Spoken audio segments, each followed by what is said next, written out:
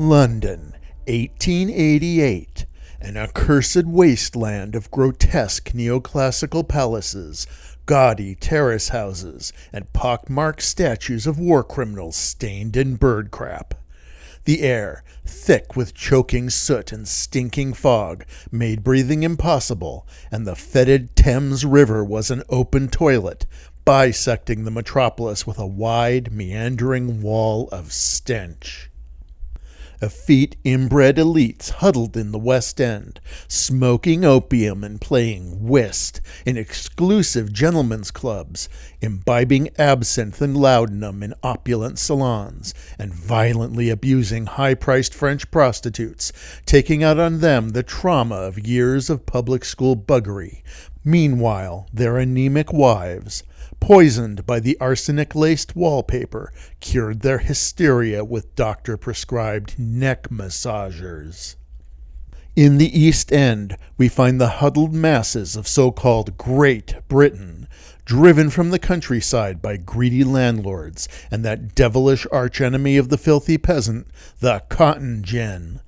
In crumbling rookeries that metastasized across the East End like a cancer, the useless eaters gambled, stole, fornicated, and consumed endlessly of alcohol and perfectly legal heroin and cocaine.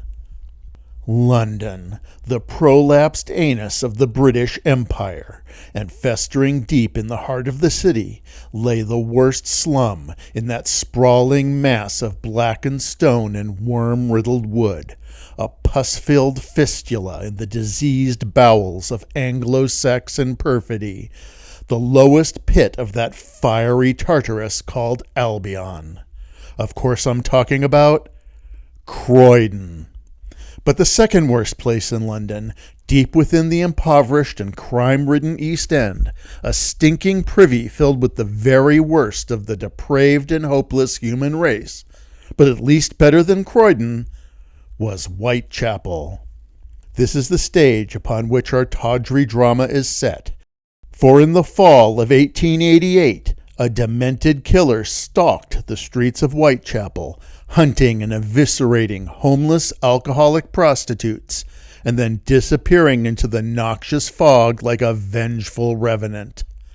A corrupt and feckless police force could find no trace of him, no matter how many Jews they questioned. The case became a global sensation, covered in newspapers from San Francisco to Shanghai. Going east. Going west from San Francisco to Shanghai would just be like ocean, and they don't have newspapers on the ocean. Yet, so 2026 minus 1888 is, yet in the many, many years since the murders, no one has conclusively identified the killer. Many claim to have solved the case, but they were con artists and lunatics. They suggested many absurd suspects, from pedophile, drug addict, and migraine enthusiast Lewis Carroll to beloved playwright and raconteur Oscar Wilde, rightly suspected due to his obscene and immoral lifestyle of being Irish. The idea that you can solve a murder from the 19th century, one that even the police of the time could not solve, where every police file and piece of evidence is gone, where most of our information comes from a notoriously unreliable Victorian press, where much of what evidence we do have lacks provenance and may be outright forgery, this is ridiculous. Only a complete mouth-breathing idiot would even try. But we tried, and now we know who Jack the Ripper was. Jack the Ripper, who with 5 victims was the bloodiest killer ever.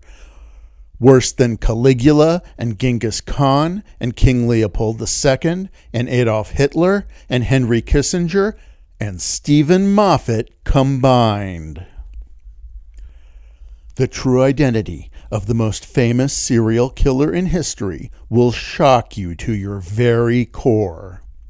Even now we worry that certain powerful interests will seek to stop us from revealing this groundbreaking information. Right now we're recording this narration in an undisclosed location under the London Eye. I myself started carrying a pistol. What? You mentioned where we are. What? You mentioned where we are.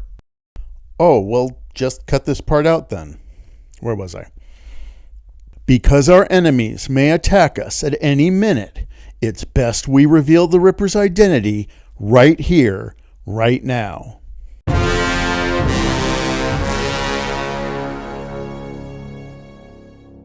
But first, let's proceed with a lengthy, detailed, and unnecessarily salacious overview of the Ripper murders, starting with the first victim, Polly Nichols.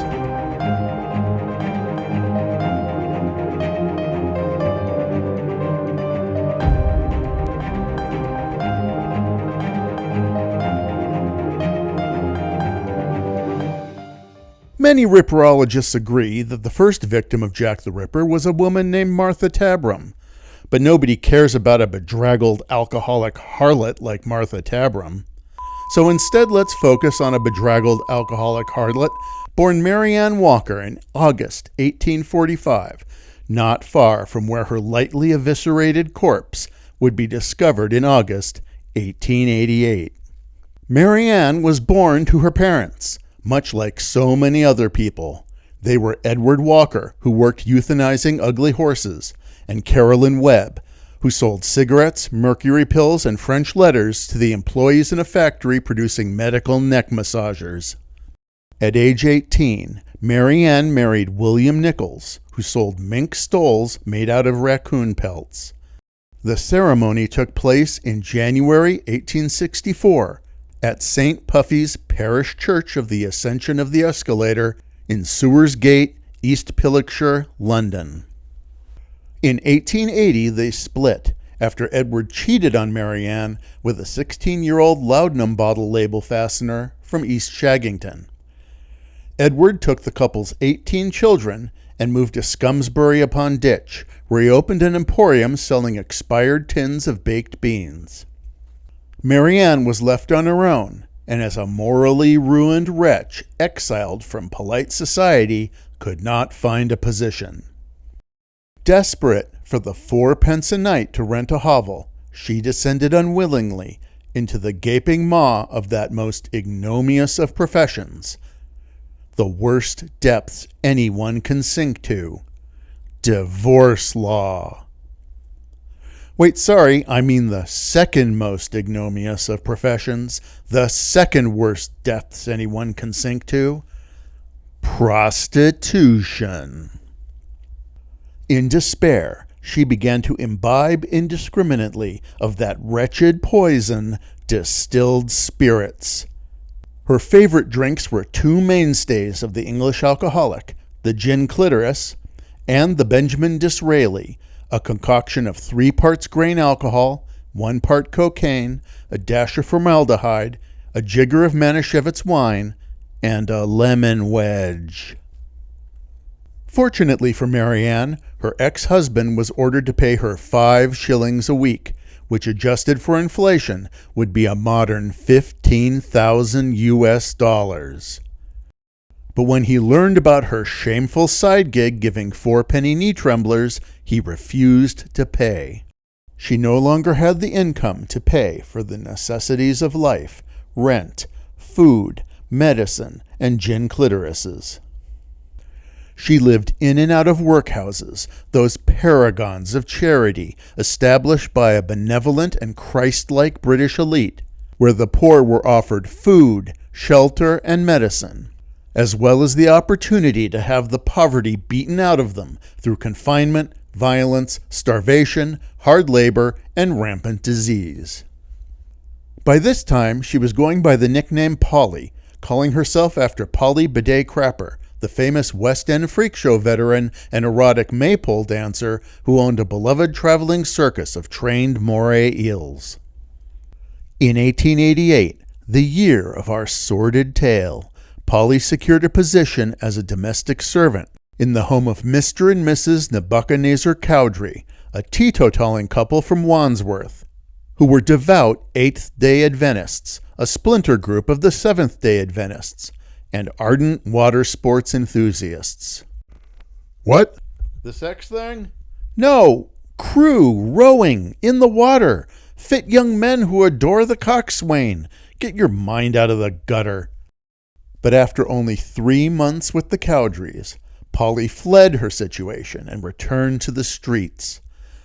Tired of drinking only non-alcoholic gin pilfered from the family Tantalus, she stole 3 pounds 10 shillings worth of wool jock straps from the Cowdreys, equal to over 170,000 British pounds today, and disappeared into the noxious London fog. By August, she was living in a common lodging house, sharing a bed with a woman named Nellie Holland, a former antimacassar unraveler. Were they lesbians? What? Were they lesbians? Oh my God, no, it's not what you think. Shame on you. It wasn't sexy girl-on-girl action. The lodging house owner was just maximizing shareholder value by stacking vulnerable homeless women like cordwood. At 2:20 a.m. on August 31st, Polly was at the Flower and Dean Street lodging house, where she was turned out for lack of the 4 pence needed to sleep on a sodden, empty mattress cover with 4 other women and a tuberculotic cat. 4 pence, of course, being equivalent to the gross domestic product of Croydon today, which is still 4 pence. Unconcerned, she motioned to her new black velvet bonnet and told the lodging house keeper, "I'll soon get my DOS money. See what a jolly bonnet I've got now." Ripperologists have speculated about the origin and significance of the jolly bonnet because they live with their mothers and can't get a girlfriend. Polly was seen at 2:30 a.m. by the aforementioned Nellie Holland, with whom Polly was definitely not scissoring. Stop bringing it up. Sorry. Polly was drunk on 12 Benjamin Disraelis and the thrill of having a jolly bonnet. "I have had my lodging money 3 times today," Polly said, "and I have spent it." Even in the 21st century, such financial irresponsibility is the number one cause of women being eviscerated in the gutter by a deranged lunatic, according to the British College of Spurious Crime Statistics. Charles Allen Cross, whose real name may or may not have been Lechmere, it's a whole thing, don't ask, was a carman. His job was to haul stuff around in a horse-drawn cart, which makes me think he didn't have a job and the horse did. At 3:40 a.m., he found Polly lying on the ground in front of a gated stable entrance in Bucks Row. Moments later, he was joined by Robert Paul, a marinated eel salesman who was wandering the streets searching for his surname. They examined the body, unsure if she was alive or dead, because this was back before taking pulses was discovered. They found a constable and directed him to the body. The conversation between Cross and P.C. Jonas Misen was quite curious and has led many to hypothesize that Cross/Lechmere was the Ripper. Such theorists include ripperologists, journalists, historians, and portly British YouTube fascists. It's a very interesting theory, really the most fascinating aspect of the Nichols murder. Let's discuss it in detail. Hold on, what? We're running out of time. What? We're running out of time. Oh, all right, let's move on.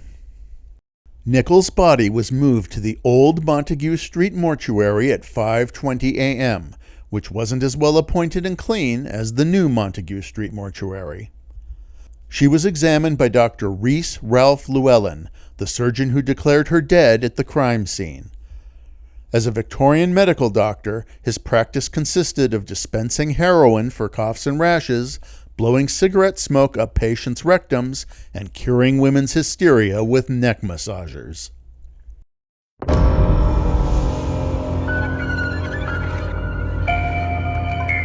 And now for the good part, the whole raison d'etre for these true crime documentaries.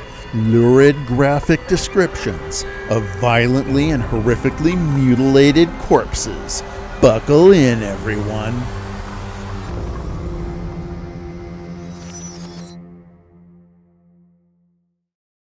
Dr. Llewellyn gasped in horror as he peered at the cold, pale corpse.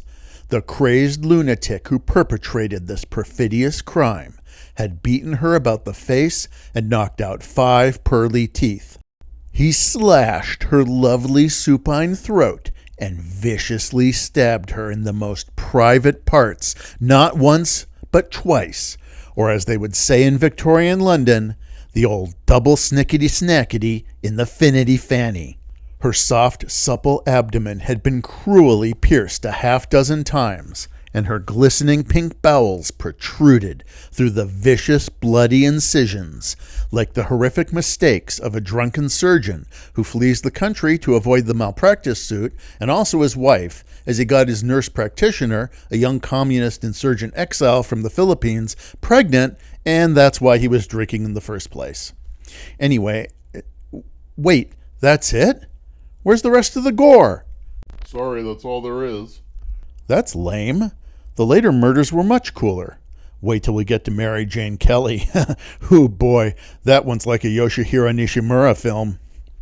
But worst of all, the true tragedy of the death of Marianne Nichols, wife, mother, and friend, a good Christian woman forced by the betrayal of a man and the cruelty of a caste-based, misogynist, and capitalist society to turn to selling her body and enduring it all through the abuse of demon rum, was that the jolly bonnet was nowhere to be found. The body was identified by several persons, including girlfriend, but not in that way, Nellie Holland, and philandering, deadbeat ex-husband William Nichols, who was reported to have uttered, "I forgive you as you are for what you have been to me." What a wanker! The official inquest was held at the Working Lads Institute on Whitechapel Road on Saturday, September 1st. Proceedings proceeded under the supervision of well-known Dapper Dan and the only competent human being ever involved in the Ripper case, Middlesex coroner Wynne Edwin Baxter. The inquest was attended by the indolent and unemployed jury members, several police officers taking time off from their usual duties of harassing women and beating up Jews, loud and unruly members of the public, and of course, a number of working lads. The jury finally returned a verdict of willful murder against some person or persons unknown. This was favored over the alternate theory that Nichols had stumbled repeatedly onto her own knife and then mailed the knife to a friend while bleeding out. So London, sick with crime, licentiousness, poverty, and dental problems, faced a mystery. Who was the murderer? So it fell to a trained professional force, dedicated Englishmen, well-trained and committed to justice, who since the early years of the 19th century had worked earnestly in the interests of the fair people of London, the press. Polly's savaged body was found within 300 yards of the murder sites of Martha Tabram and another poor unfortunate, Emma Smith. The radical press, that great enemy of crown and empire, tirelessly flogging the lie that the poor oppressed commoners of Britain were poor and oppressed, and that the inbred incompetent aristocracy and corrupt financial elites were inbred incompetent and corrupt, leapt on the Whitechapel murders like Karl Marx on a pork schnitzel. As the headlines screamed that the murders of these pure, innocent English roses were the result of an incompetent Home Office and a corrupt, lazy Metropolitan Police Force, the incompetent Home Office ordered the corrupt, lazy Metropolitan Police Force to find the killer post-haste. The Met, busy beating confessions out of innocent immigrants and arresting any woman outdoors alone for prostitution, had dismissed the previous murders as unworthy of their precious time. The victims had belonged to that despised class of wretches required to sell their bodies to men, women. But now, with the Home Office and the press breathing down their sweaty, rash-covered necks, the Met were compelled to take action interviewing neighbors and hunting down tips in the most desultory fashion possible. Little did they know, nor did the people of London, from the lowest Irish dung collector to that revered and honored saint of a woman who sat upon the British throne and protected the English realm, the English spirit, and English honor, with all the dedication an inbred German royal could muster, that more murders and worse outrages were only weeks and days away. The Autumn of Terror had begun.